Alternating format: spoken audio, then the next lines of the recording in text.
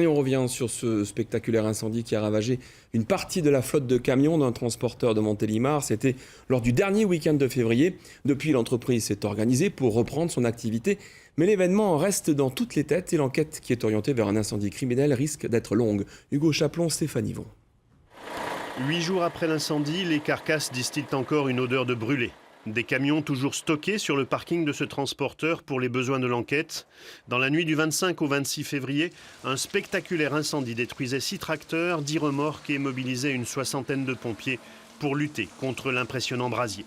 Si l'entreprise s'est organisée pour poursuivre son activité, la semaine passée a été riche en émotions.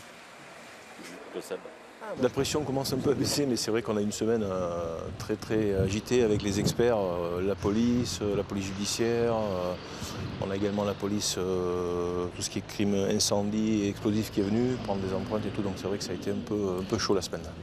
L'origine criminelle de l'incendie ne fait aujourd'hui plus de doute. Sur ces images de vidéosurveillance, on distingue clairement 2 silhouettes courir sur le parking, la porte d'une remorque s'ouvrir et quelques minutes plus tard, le départ de feu.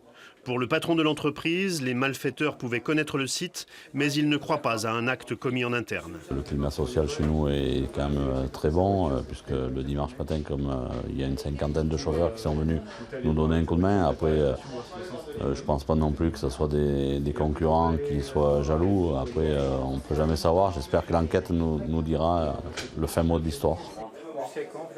La PJ de Valence poursuit ses investigations. Elles risquent d'être longues, car aucun visage n'est clairement identifiable sur les vidéos. Quant aux indices laissés sur place, ils ont été détruits par les flammes.